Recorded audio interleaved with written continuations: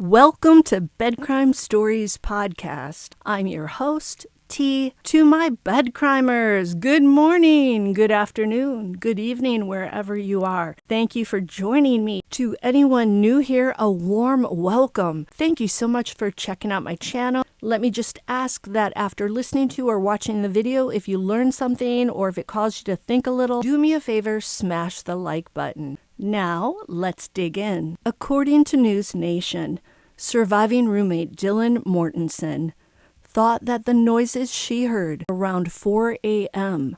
on November 13th, 2022, the day of the crime, were her roommates partying.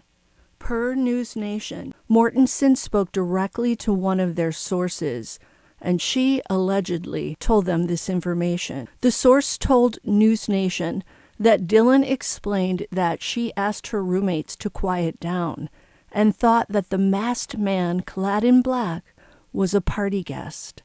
Dylan allegedly told this source that she yelled out her bedroom door about the noises, saying, "Calm down, you're being loud, I'm trying to sleep." Dylan then closed her bedroom door and locked it. Later, Dylan heard more noises, so she opened her door once again. This is when she saw the masked man clad in black clothing. She allegedly told this source that she was not frightened because she thought he was a guest of one of her roommates. This new spin on Dylan Mortensen's story contradicts what Moscow police officer Brett Payne documented in the probable cause affidavit for suspect Brian Koberger's arrest. Payne wrote in the affidavit that Dylan told him that she opened her door and saw a masked man clad in black with those bushy eyebrows walking toward her. She then found herself in, and I quote, a frozen shock phase.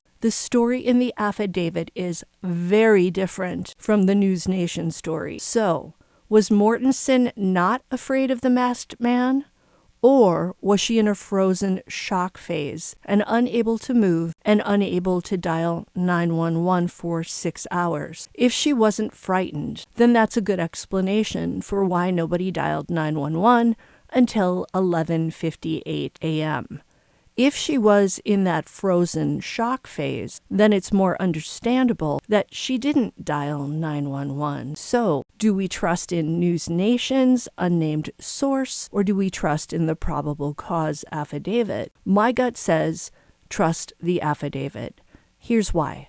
1. In the probable cause affidavit, the words frozen shock phase are in quotation marks, indicating that those 3 words came out of Dylan's mouth. That makes me believe Officer Payne was simply documenting what she said. 2nd, the wording frozen shock phase is unique. This makes me think that Dylan thought about it and came up with that description. It's not a common phrase that one hears. If Dylan spoke directly to the NewsNation source, as they're saying, then A, she broke Judge Megan Marshall's wide-sweeping gag order. Why would Mortensen risk that? Did she want to answer all the critics who've been asking why she didn't dial 911 until 11:58 a.m.? Remember, Dylan saw the masked man right around 4:18 a.m. I know that cops sometimes are not honest and sometimes maybe make false reports. But because Officer Payne took care to add those quotation marks around the words frozen shock phase, I'm leaning toward believing his version of events in the affidavit. If Dylan Mortensen told the police something different from what she told NewsNation's source, then she has, as they say, some splainin' to do. As we know, the truth never changes. It remains the same. All of this makes me wonder if anyone has gotten the full and complete truth out of Dylan, if she really spoke to that source, and if Dylan really told Officer Payne what he jotted down, then we don't yet have the truth. This could make Dylan the only eyewitness to the masked man inside the house, a poor witness in court. What do you guys make of this? Do you have more faith in the probable cause affidavit, or do you think there are grains of truth in the NewsNation story? Until the next time, on Bed Crime Stories. Do me a favor, smash that like button, subscribe to the channel, leave me a comment, consider a membership, and I'll see you next time.